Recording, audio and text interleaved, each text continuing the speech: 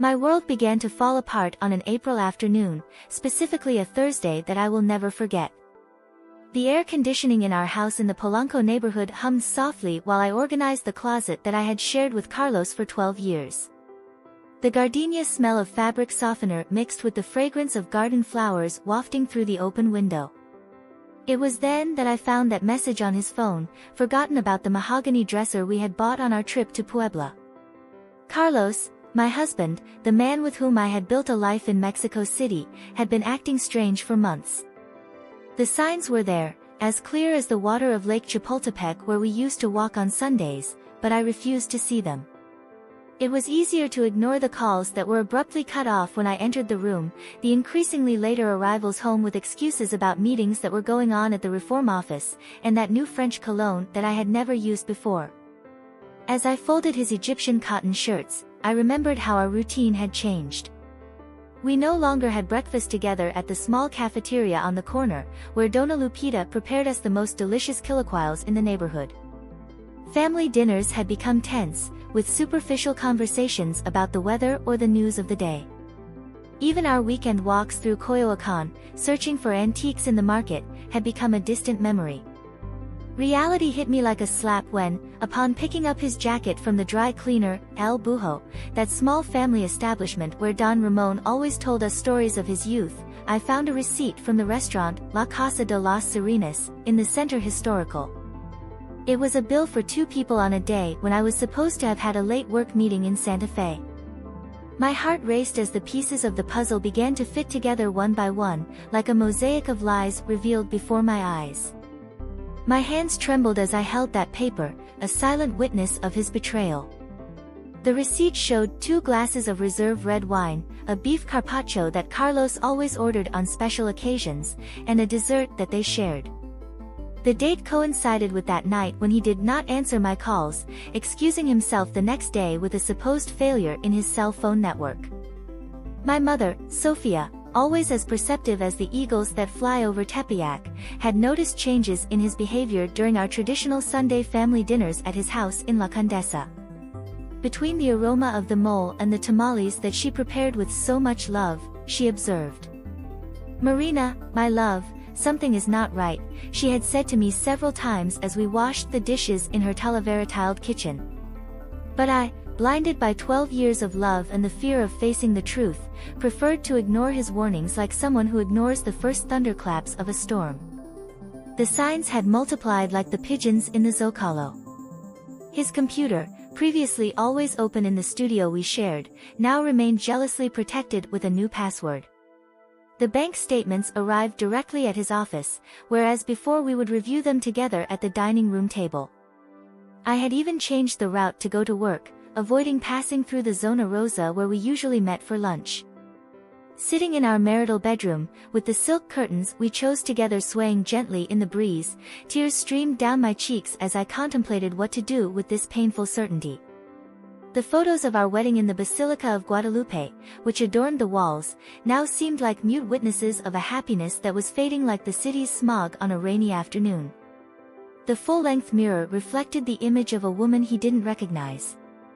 At 38 years old, I had become the perfect wife that Mexican society expected, dedicated to her home, always present at social events arm in arm with her husband, keeping up appearances like so many other women in our social circle.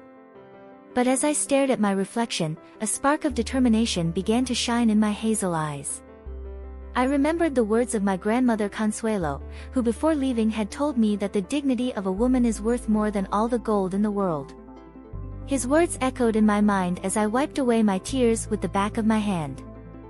I got up from the Louis XV armchair that decorated our bedroom and went to the bathroom to cool my face with cold water. The sound of city traffic came muffled through the windows, mixing with the singing of birds in the garden. I took my cell phone and dialed my mother's number. His voice, warm like the freshly baked bread from the El Cardinal bakery, instantly comforted me. "Mom, you were right," was all I could say before the tears came again. That night, while Carlos had dinner on another work commitment, I sat at the small desk next to the window that overlooked the garden. The jasmines he had planted last year perfumed the night air. I began to write in my diary, as I had done since I was a child, but this time it was not dreams and hopes that I put on paper, but a list of signs and evidence that I had ignored for months.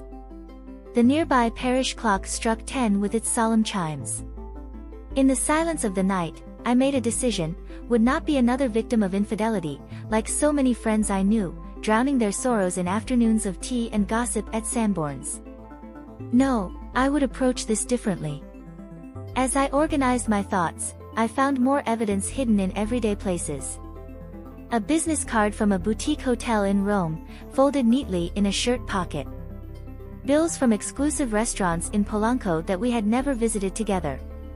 Small details that, like breadcrumbs, traced the path of his deception. The early morning surprised me, still awake, with my eyes burning but my mind clearer than ever. The singing of the first birds and the aroma of freshly baked bread from the corner bakery reminded me that life goes on, that the sun rises every day over the Valley of Mexico, regardless of our personal sorrows. I carefully kept each piece of evidence in a folder that I hid in the back of my closet, behind the shoe boxes that Carlos never went through. The dawn was painting the sky in shades of pink and gold when I finally lay down, not to sleep, but to begin planning my next move. The Marina who had settled for vague explanations and elaborate excuses had died that night, and in her place was born a woman determined to face the truth, no matter what the cost. The great annual gala of Grupo Empresarial Monterrey was approaching like a storm on the horizon. This event, traditionally held at the majestic St. Regis Hotel on Paseo de la Reforma, was the most important event of the corporate year, where Mexico's leading businessmen gathered with their families to celebrate the year's achievements. The event had always been a special moment for us. I remember with nostalgia how, in previous years, Carlos and I spent weeks choosing the perfect dress in the Masaryk boutiques and rehearsing our dance steps in the living room of our house. That May morning, the sun lazily entered through the windows of our kitchen while I prepared breakfast. The aroma of freshly ground Chiapas coffee and the eggs rancheros that Carlos liked so much filled the air. It was a routine that he had maintained for years, even though lately he barely ate anything, always in a hurry, always staring at his cell phone. Carlos appeared in the kitchen dressed in one of his custom-made Italian suits, his hair perfectly combed and that air of superiority that he had adopted in recent months. He sat at the kitchen island, where the Reforma newspaper was waiting for him next to his cup of coffee. It was then that, without looking up from his cell phone, he dropped the bomb that would change everything. "Marina, about the company gala." He began, with that condescending tone he had begun to use with me, "I've been thinking that this year you won't be able to accompany me." The words hung in the air like poison daggers. I need to project a more corporate image. You understand, right? The fork I was holding froze halfway between the plate and my mouth.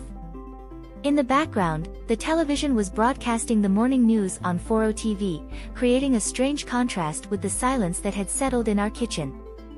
My mind instantly traveled to all the previous galas, where I had always been praised for my elegance and people skills. What had changed? "Victoria, my new executive assistant, will accompany me," he continued, as if commenting on the weather. "It is important for the negotiations we have pending with Monterrey investors. She has experience in the financial sector and can contribute more value in conversations with partners." Humiliation mixed with anger as I listened to his elaborate excuses about important contacts and business needs. Victoria's name rang in my head like an alarm. I had seen her once, at the company's New Year's Eve party, a young woman with high heels and even higher ambitions, who kept orbiting my husband like a hungry satellite. At that moment, my mother's words during our last conversation at the Café de Tacuba took on a new meaning. "Majida, dignity is not negotiated, it is defended." I nodded silently as I poured more coffee into his cup, watching as the black liquid created small swirls, similar to the thoughts beginning to swirl in my mind. That afternoon, after Carlos left for an important meeting in Santa Fe, I locked myself in my study. The space that I had decorated with so much love, with its shelves of books and the Perotta wood desk that we had bought in Guadalajara, became my center of operations. With shaky but determined hands, I turned on my laptop and began my research. Victoria Mendoza appeared on my screen like an open book. LinkedIn, Facebook, Instagram, each social network told a different story than the one Carlos had presented. She wasn't just a newly hired, executive assistant, she was a woman with a patron, a strategist who had left 3 previous companies under suspiciously similar circumstances, always after close relationships with married executives. Hours passed as I delved deeper into my research. The sun had set over Mexico City, and the city lights were beginning to twinkle like artificial stars. I found photos of her at corporate events, always around older men in positions of power. In each image, his calculated smile and studied posture revealed more than he intended to hide. My phone vibrated with a message from Lucia, my best friend since college. "Shall we have dinner at El Cardenal?" proposed. I needed to vent, share my discoveries with someone I trusted. 2 hours later, sitting in a discreet corner of the restaurant, with the murmur of other people's conversations as a backdrop, I told him everything. "Do you know what the worst is?" I said as I stirred my cup of chamomile tea, "It's not just the humiliation of being replaced at the gala. It's that the entire corporate world will know about it. All the partners, all their wives, it will be everyone's gossip of the year, the Lomas clubs." Lucia, who ran her own public relations firm, listened attentively to me as we shared an order of sweet bread. "Marina," he said finally, "this isn't about gala. It's about power. And believe me, the power is not in whoever delivers the blow, but in whoever decides how to respond to it." His words echoed in my mind all the way back home. The Uber driver meandered through the night streets of the city while I observed the lights of the buildings, each illuminated window representing a different story, a different life. How many other women would be facing a similar situation at this very moment? When we got home, Carlos was already asleep, or pretending to be. His Italian suit was neatly hanging on the rack, and a faint scent of feminine perfume, definitely not mine, wafted through the bathroom air. I sat on the small sofa by the window, where I had read my favorite novels so many times, and began to weave a plan. The next few days were a carefully choreographed dance. I maintained my usual routine, prepared breakfasts, impeccably ironed clothes, polite smiles. But every free moment was dedicated to my research. I hired a private investigator recommended by Lucia, a former police officer named Ernesto who knew every corner of the city and its secrets. The evidence began to accumulate like autumn leaves. Photographs of business lunches at discreet Polanco restaurants, check-ins at the Presidente Intercontinental Hotel, invoices for expensive gifts charged to the company expense account. Each piece of evidence was carefully documented and saved in an encrypted folder on my computer. One afternoon, while reviewing the account statements I had managed to recover, I noticed a pattern in corporate expenses that made my blood run cold. Not only was Carlos using company resources to support his affair, but there was an elaborate fund diversion scheme involving fake invoices and ghost suppliers. The discovery led me to dig even deeper. I spent entire nights reviewing documents, connecting dots, building a case that went far beyond simple infidelity. The small library of our home became my refuge, where among books by Garcia Marquez and Octavio Paz, I revealed a plot worthy of a crime novel. My mother, concerned about my dark circles and my sudden interest in corporate accounting, invited me to eat at her house in La Condesa. Among the aroma of the chiles and nogada that she prepared for special occasions, she gave me the advice I needed. Sometimes, Majida, destiny gives us tests that seem unfair, but they are opportunities disguised as misfortunes. Meanwhile, preparations for the gala continued. Carlos arrived later and later, always making excuses about committee meetings and important presentations. One night, looking through her forgotten agenda in the car, I found the details of the dress Victoria would wear to the gala, a red Valentino purchased with the corporate card. That's when I decided it was time to take action. If Carlos wanted to put on a show at the gala, I would make sure it was one that no one would forget. She would not be the humiliated wife that everyone expected to see relegated to their home. No, it would be much more than that. I contacted Lorenzo Vega, the senior partner at the law firm who handled the company's accounts. We met in a discreet cafe in Rome, where among the bustle of hipsters and the aroma of specialty coffee, I presented him with some of the evidence I had collected. His expression went from disbelief to amazement, and finally to a smile of admiration. "Marina," he told me as he put the documents in his leather briefcase, "you have done a job that my auditors have not been able to do in years. This is not just infidelity, it is a case of corporate fraud that could shake the entire business group." The days before the gala became a whirlwind of preparations, but not the ones Carlos imagined. While he rehearsed his speech in front of the mirror, oblivious to the approaching storm, I finalized the last details of my plan. My mother accompanied me to choose a dress, not in the usual boutiques, but in a small atelier in the Roma neighborhood where an emerging designer created a piece that perfectly reflected my transformation. My mother always said that revenge is a dish that is served cold, a phrase she repeated while preparing her famous ceviche in the kitchen of her house in La Condesa. But I preferred to think of this as poetic justice, as one of those moments in life where fate gives you the opportunity to rewrite your own story. The streets of Mexico City were silent witnesses of my transformation over the next few weeks, as the plan that would change our lives took shape. I started with the basics: documentation. I hired Ernesto Ramirez, a private investigator recommended by Lorenzo's law firm. Former judicial police with a network of contacts that extended throughout the city, Ernesto became my invisible shadow. Every movement of Carlos and Victoria was recorded in high-resolution photographs, each encounter documented with the precision of a Swiss watchmaker. "Mrs. Marina," Ernesto told me one afternoon as we met in a discreet cafeteria in the Roma neighborhood, "they have a boss. On Tuesdays and Thursdays they meet at the Hotel Camino Real in Polanco, always between 2 and 5 in the morning. Afternoon. On Fridays they usually have dinner at a Japanese restaurant in Masaryk. I have documented every peso spent, every entry and exit." The sheaf of photographs he handed me was like a dagger to the heart, but it was also the ammunition I needed. The images showed Carlos and Victoria in different situations, always close, always accomplices.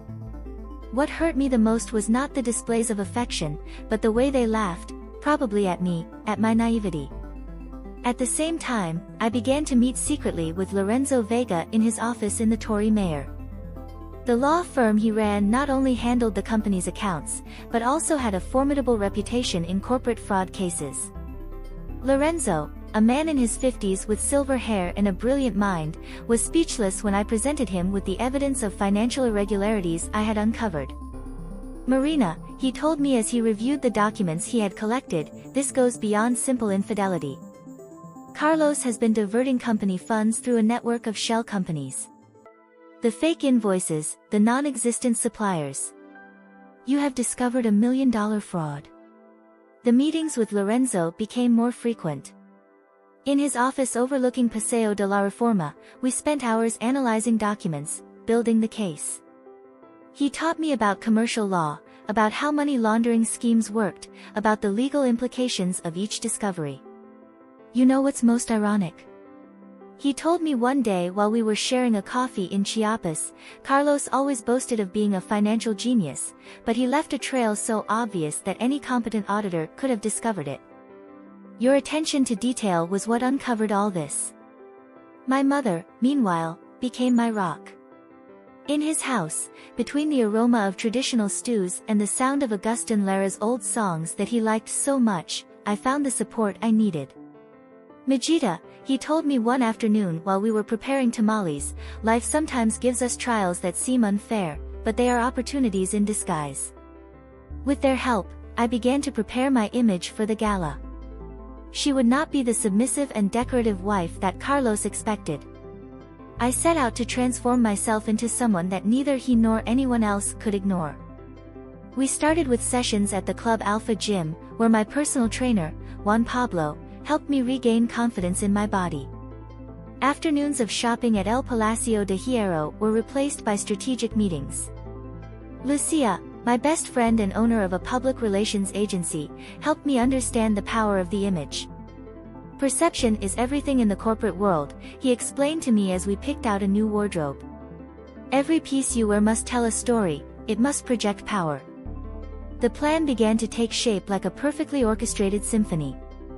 Lorenzo was in charge of preparing all the legal documentation, while Ernesto continued accumulating evidence.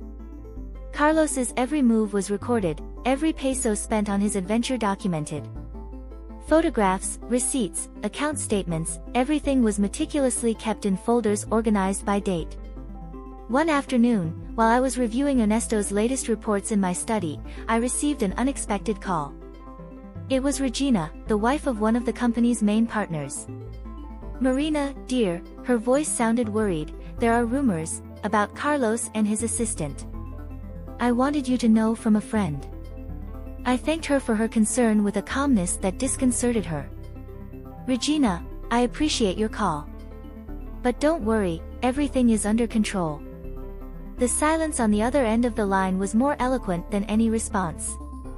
The days turned into weeks, and every moment was spent perfecting the plan. I took public speaking classes with a retired UNAM professor, who taught me how to project my voice with authority. "The word is power," Don Alejandro told me, "and silence can be your best ally." At home, he maintained a facade of normality that would have fooled the best actor on Televisa. She prepared Carlos's breakfasts as always, ironed his shirts, smiled at the right moments. He, so absorbed in his romance with Victoria, didn't notice the subtle changes in my demeanor, the determined gleam in my eyes, the new firmness in my posture. Nights were spent reviewing documents, preparing presentations, memorizing facts and figures. My desk became an operations center where every detail of the plan was analyzed and refined. The walls of my study, once decorated with family photographs, were now covered with diagrams and timelines. Lorenzo introduced me to his financial investigation team, a group of bright young people who helped me better understand the magnitude of the fraud. "What you have discovered," Maria Jose, a financial forensic expert, explained to me, "does not just affect the company. There are ramifications that could interest the tax authorities." My mother, concerned about my obsession with work, insisted that I take breaks. He took me to eat at Café de Tacuba, where between chilaquiles and hot chocolate, he reminded me of the importance of taking care of my mental health. "The best revenge," he told me as we shared a sweet bread, "is to live well and be happy." One afternoon, while waiting for Lorenzo in the lobby of his office, I ran into Victoria. She didn't recognize me, I was so changed. I discreetly observed her, her too short skirt, her excessive makeup, her poorly concealed air of superiority. At that moment, I felt more pity than anger. I was just another piece in Carlos's game, probably as expendable as I had been. Lorenzo's team worked tirelessly on the legal aspects of the case. We discovered that Carlos had not only diverted funds to support his lifestyle and his gifts to Victoria, but had established an entire network of shell companies. The amounts were astronomical, enough to cause a scandal that would shake the Mexican business world. "Timing is crucial," Lorenzo explained to me during one of our meetings. "The gala is the perfect moment. All the important players will be present, and the impact will be maximum." His satisfied smile confirmed that I had chosen my allies well. Every detail was carefully planned. From the moment of my arrival to the presentation of evidence, everything was timed with military precision. Lorenzo would be in charge of having the necessary auditors and legal representatives among the guests, discreetly mixed with the crowd. My mother helped me choose the perfect dress for the occasion. Not in Masaryk's luxury boutiques, but in the atelier of a young designer in Rome. The dress, in a deep blue hue, was a masterpiece of elegance and power. "This color," the designer told me, "represents truth and wisdom. It's perfect for what you plan." The last few weeks before the gala were a whirlwind of activity. Each morning began with a virtual meeting with the legal team, reviewing strategies and fine-tuning details. The afternoons were dedicated to rehearsing my presentation, practicing every word, every gesture, every pause. Ernesto continued his surveillance, providing daily updates. Carlos and Victoria had become more careless, more obvious in their encounters. Perhaps they thought I was so defeated that I no longer cared, or perhaps the success of their deception had made them arrogant. The night before the gala, while Carlos was working late at the office, I organized all the documents one last time. Every piece of evidence, every photograph, every statement was neatly arranged in a presentation that Lorenzo described as devastatingly effective. My mother came to dinner that night. Over a bottle of red wine from the Guadeloupe region, we went over every aspect of the plan. "Tomorrow," she said, taking my hand in hers, "you will be reborn as the phoenix. Let everyone see the strong woman you have become." The night of the gala arrived wrapped in a soft spring breeze that made the jacarandas on Paseo de la Reforma dance. The St. Regis Hotel shone like a jewel in the heart of Mexico City, its illuminated windows promising a night that no one would forget. From my room in the same hotel, reserved discreetly by Lorenzo, I watched the arrival of the guests in their luxury cars, while the last rays of the sun were reflected in the windows of the BBVA Tower. My team of stylists, hired on Lucia's recommendation, had worked for hours to create the perfect look. My hair, usually pulled back into a conservative bun, fell in soft waves over my shoulders. The makeup, elegant but striking, highlighted my hazel eyes that were now shining with determination. The midnight blue dress, with its impeccable cut and fabric that flowed like water, made me feel invincible. "You look radiant," my mother said when she entered the room. She was wearing an elegant champagne-colored outfit, and the serenity on her face gave me the calm I needed. "Remember, little girl, that tonight is not about revenge, it is about justice and dignity." Her words echoed in my mind as I put on the emerald earrings that had belonged to my grandmother. Lorenzo arrived punctually at 8, dressed in a tuxedo that accentuated his distinguished bearing. "Ready to make history?"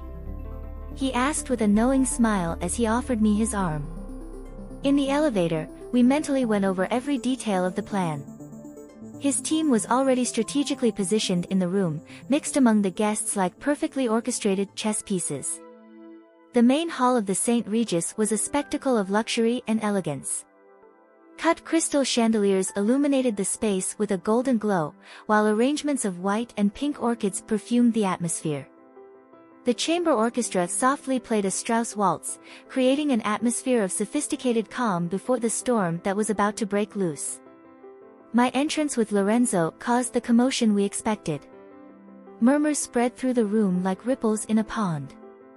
I saw Regina, the senior partner's wife, put her hand to her mouth in a gesture of surprise.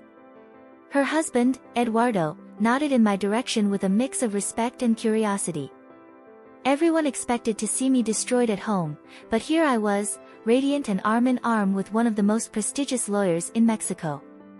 Carlos was at the other end of the room, next to Victoria, who was wearing a red Valentino dress that screamed, "Look at me." I saw her wobble slightly on her heels as our eyes met. Carlos, for his part, visibly paled, his artificial tan failing to hide the surprise and fear that crossed his face. My mother was already in position, chatting animatedly with some members of the board of directors near the main entrance. She had been invited as president of the company's charitable foundation, a role she had played with distinction for years. His presence was crucial to our plan. No one would suspect a woman who had dedicated her life to charity. I moved around the room with the grace I had practiced for weeks. I greeted old friends and acquaintances, exchanged pleasantries with partners and their wives. Every step, every smile, every gesture had been carefully rehearsed. Lorenzo introduced me to several members of the business community, subtly highlighting my market knowledge and business acumen. Dinner was served at round tables of 10 people, each decorated with centerpieces that looked like miniature gardens. They strategically placed me at a table close to Carlos and Victoria's, from where I could observe each of their movements. The menu, created by a Michelin star chef, went unnoticed as I focused on staying calm and waiting for the right moment. Between the main course and dessert, I saw Victoria lean towards Carlos, whispering something in his ear. His body language betrayed his discomfort. My presence had altered his perfect replacement fantasy. Carlos, for his part, drank more champagne than usual, frequently loosening the knot of his tie. Lorenzo began to move the pieces of the board. With the accuracy of an orchestra director, it was discreetly distributing copies of certain documents among the key members of the board of directors. I saw how some faces went from curiosity to worry while reviewing the papers during the quiet moments of dinner. The crucial moment came with the desserts. The president of the board of directors, Don Alejandro Montero, got up to give his annual speech. He was an imposing man, cano hair and penetrating look, known for his impeccable integrity. While talking about the achievements of the year and the values of the company, I could see how its expression hardened when reviewing the documents in front of him. It was then that Lorenzo gave me the signal. I got up with the elegance I had practiced in front of the mirror for weeks and headed towards the podium. The sound of my heels on the marble floor resonated in the sudden silence that had taken over the room. Carlos tried to get up, but Victoria stopped him, his perfectly manicured hand clinging to his arm desperately. "Don Alejandro," I said in a clear and firm voice, "if it allows me, there is something I need to share with the board of directors." The old man looked at me for a moment, nodded and gave me the microphone. The silence in the living room was absolute, even the orchestra had stopped touching. The following minutes were like a perfectly choreographed dance. With the calm of who knows that he has the truth on his side, I began to expose the evidence we had compiled. The giant hall screens showed graphics, documents, and photographs that Lorenzo was projecting from his tablet. Each piece of evidence was another nail in the coffin of Carlos's reputation. Victoria tried to sneak discreetly towards the exit, but my mother, strategically located near the doors, stopped her with a simple look. "Dear," I heard her say with poisonous sweetness, "I think you are interested in staying to listen to this." The murmurs began to rise like a tide while presenting evidence after proof of systematic fraud that Carlos had been perpetrating. False invoices, ghost companies, fund deviations. Everything was exposed under the bright lights of the dance room. "As you can see," I continued in a serene voice, "this goes beyond a simple personal indiscretion. What we are witnessing is a corporate fraud of alarming proportions, executed by someone who swore to protect the interests of this company." Carlos finally got up, his face a mask of fury and fear. "This is a lie," he shouted, his voice breaking slightly. "Marina is inventing all this for jealousy." His words fell into a vacuum when Lorenzo got up and began distributing certified copies of the documents among the members of the board of directors. The security guards, which Lorenzo had previously warned, moved discreetly towards the exits. I saw several members of the board make urgent calls, while others reviewed documents with expressions of disbelief and disgust. Don Alejandro got up again, his face a seriously mask. "In view of the evidence presented, I request an emergency meeting of the board of directors. Mr. Ruiz," he said to Carlos, "I suggest that he remains available to answer some questions." Victoria, who had been contained by my mother near the exit, finally showed her true nature. "All this is your fault," he shouted me, losing his composure. "If you had been a better wife, none of this would have happened." His words caused mutters of disapproval among the guests. With a calm that I didn't know I possessed, I approached her. "No, Victoria," I said high enough for everyone to listen, "this is not about being a better or worse wife. This is about integrity, about doing the right thing. Something that clearly none of you two understands." The events developed quickly after that. The security of the hotel escorted Carlos outside the room, while Victoria was accompanied by exit by 2 guards. I saw Lorenzo to meet with several members of the board of directors in a private room, while the other guests began to disperse, eager to share the scandal with their social circles. My mother approached and hugged me tightly. "You did, Majida," he whispered in my ear. "Your grandmother would be so proud." The tears that had contained throughout the night finally began to fall, but this time they were tears of liberation, of triumph. With a clear and firm voice, I continued my exhibition in front of Mexico's business elite. The St. Regis Hall, with its faint lights and its opulent decoration, had become the stage of a drama that no one had anticipated. The murmurs filled the room while the shareholders reviewed the documents that proved how Carlos had been diverting funds from the company to maintain their luxurious romance and an elaborate corporate fraud scheme. "As you can see on page 3, I said with a calm that even surprised Lorenzo, transfers to ghost companies began approximately 2 years ago. Coincidentally, at the same time that Miss Mendoza joined the company as executive assistant. My emphasis on the last words caused a generalized murmur among those present. Don Alejandro Montero, president of the board of directors, his lenses were adjusted while examining the documents carefully. His face, normally affable, had become a seriously mask.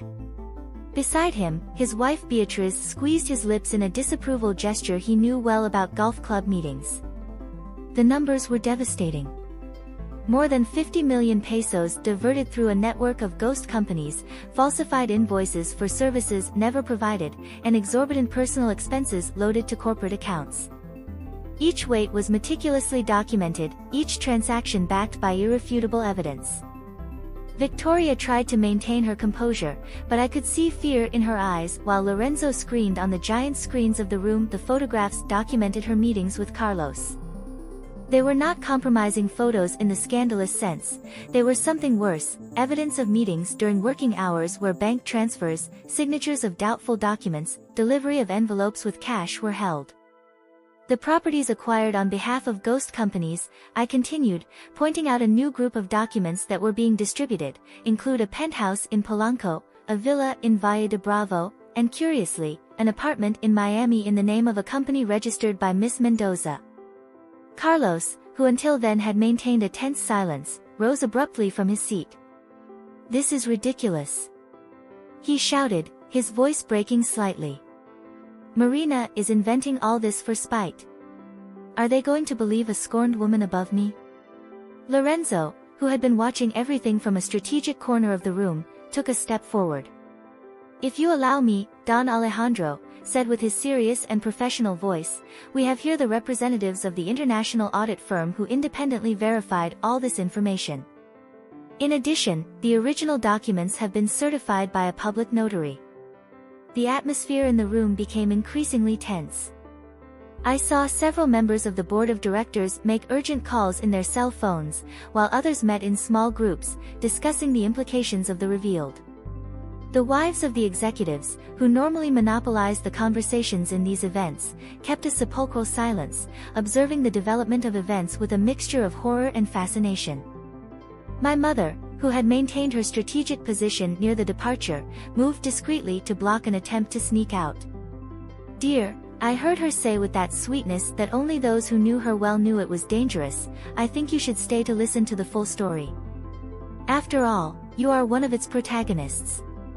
The next blow came in the form of e-mails projected on the screens. Correspondence between Carlos and Victoria that detailed not only his personal relationship, but also the elaborate fraud scheme they had built together. The emails, recovered from the company's servers by the IT team under the direction of Lorenzo, were devastating in their content. "As you can see," I said while the screens showed a particularly revealing exchange, "Miss Mendoza was not a simple executive assistant manipulated by her boss. He was an active partner in this fraud scheme, with detailed knowledge of finance and a story of similar situations in your previous jobs." Victoria finally lost her composure. "You are a witch," he shouted, his voice echoing in the suddenly silent room.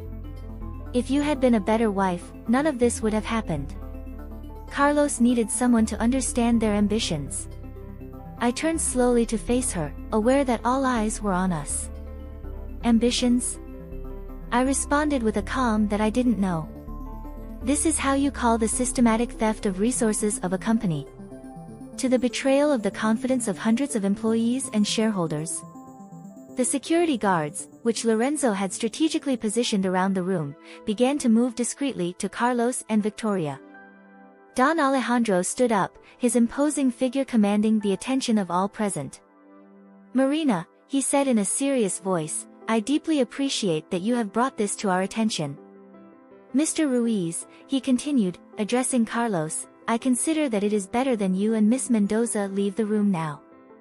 The board of directors will gather tomorrow to discuss the corresponding legal actions." Carlos tried a last desperate play. "This is a plot," he shouted while the guards approached. "Marina and Lorenzo are conspiring to destroy me. All this is a manufactured lie." Lorenzo, maintaining his professional composure, took a final set of documents from his briefcase. "I have here," he said in a clear voice, "the affidavits of 3 former employees of the company who were fired to threaten to reveal these irregularities. We also have the testimonies of 2 bank executives that facilitated, under pressure, some of the questionable transfers." The silence that followed was deafening. I saw how the reality of his situation finally hit Carlos. His face, normally tanned and confident, had lost all color. Victoria, meanwhile, had begun to cry, ruining her perfect makeup. The years of humiliation and deception culminated at that time when, in front of everyone, I decided to give the final blow. As a personal and professionally affected by these actions, I announced in a firm voice, "I have decided this research will be of great value to prevent similar situations in the future." The news fell like a bomb in the living room. I saw several people nod with approval, while others looked at Carlos with barely disguised despise. Regina, who weeks before had called me to warn me about the rumors, addressed me a smile of genuine admiration. Carlos, defeated and exposed, tried to create a last scene, but the security guards were already in position. Lorenzo had coordinated everything with the police. Outside the hotel, agents of the Anti-Corruption Prosecutor's Office expected discreetly to make statements and ensure documentation. "Marina," Carlos's voice sounded different now, almost pleading, "we can fix this. Think of our history together, in everything we have built." I approached him, maintaining a prudent distance but close enough so that I could see the determination in my eyes. "Our story? You destroyed it with each lie, with every betrayal. But I thank you for something, Carlos. You made me stronger. You forced me to discover a version of myself that I did not know that it existed." The murmurs in the room increased when 2 agents of the prosecutor's office entered discreetly through a side door. Lorenzo had kept them informed of the development of events, and their presence was the sign that the legal phase of the process was about to begin. Victoria, seeing that his fantasy world crumbled, tried a last act of manipulation. He approached me, his heels echoing on the marble floor. "Marina, I didn't know the magnitude of all this. Carlos told me that money came from his personal investments." I looked at her with a mixture of pity and contempt. "Please, Victoria, do not insult my intelligence or those present. Electronic emails clearly show your active participation throughout the scheme. Your firm is in ghost companies for more than a year." My mother, who had observed everything with the serenity that characterized her, finally approached me.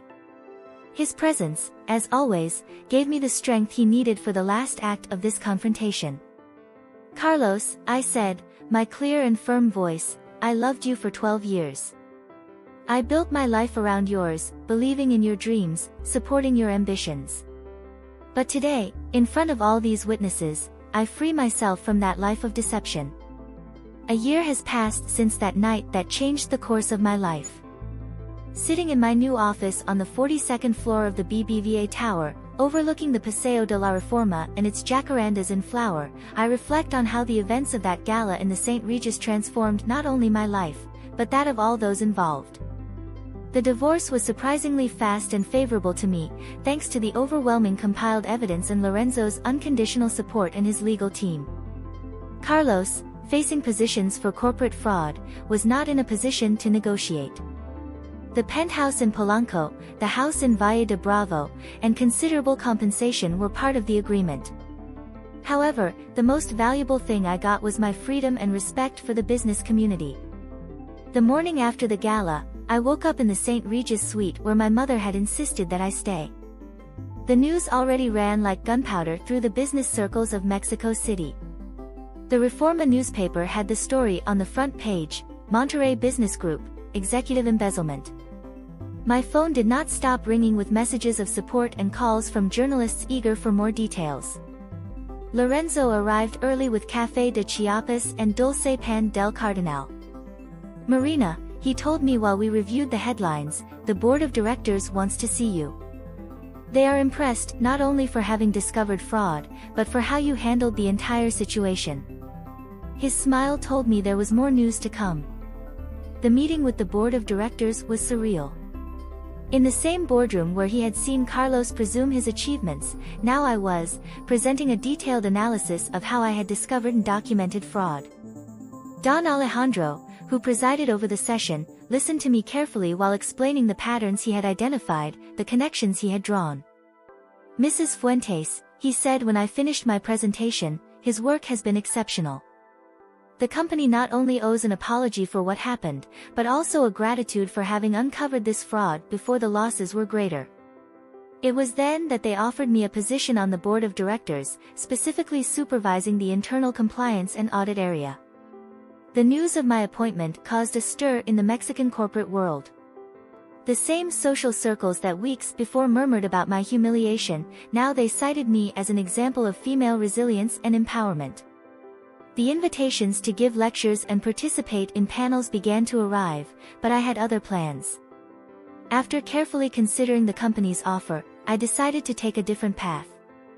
I accepted Lorenzo's proposal to join his firm as a partner in a new division specialized in corporate fraud research and business governance. My personal experience, combined with the knowledge acquired during research, would allow me to help other people and companies prevent similar situations. Victoria disappeared from the city shortly after the scandal. Through common contacts, I learned that he had tried to settle in Monterrey, but his reputation preceded her. Before leaving for an unknown destination, he sent me an apology letter that I found in my mailbox one Sunday morning. "Marina," he wrote with a trembling calligraphy, "I know that no apology will be enough to remedy the damage I caused. I don't look for your forgiveness, I just want you to know that your dignity and strength have taught me a lesson that I will never forget." The letter ended in the same drawer where I keep the reminders of that time, a closed chapter of my life. Carlos, on the other hand, faces a very different future from the one he had planned. Formal research revealed that fraud was even more extensive than we had initially discovered. The charges for embezzlement of funds are only the beginning of their legal problems. The last time I knew about him, through the newspapers, he tried to negotiate an agreement with the prosecutor's office in exchange for information on other executives involved in similar schemes. My mother, always my rock and confidant, has flourished in her role as president of the beneficial foundation that I now address along with my new responsibilities. "You see, Majida," he tells me while we shared a coffee on his terrace in the Countess, "sometimes we need to play background to be able to rebirth." His words, which seemed to me before, now resonate with a deep truth. Domingos afternoons at my mother's house have become a renewed tradition. The aroma of the mole and the tamales remains the same, but the conversations have changed. Now we talk about future projects, expansion plans for the foundation, the new generations of professional women seeking mentoring and advice. My new apartment in the Roma neighborhood, a bright and modern space that I decorated following only my tastes, has become my sanctuary. The walls, before full of photographs of a shared life, now exhibit Mexican contemporary art that I collect with passion. Each piece tells a story of transformation and rebirth, like mine. The work in the firm keeps me busy but satisfied. Each case we handle is an opportunity to make a real difference in the corporate world. Lorenzo and I have developed training programs for companies, focusing on fraud prevention and the promotion of an ethical business culture. One afternoon, while checking a new case in my office, I received an unexpected call.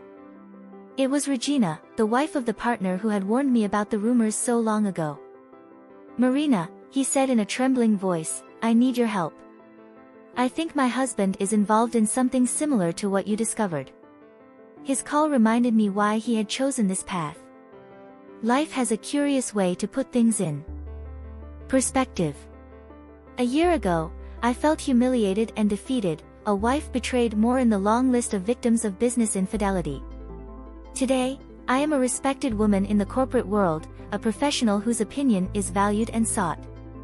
Golf club meetings, which were previously an exercise to maintain appearances, are now opportunities to establish genuine professional connections.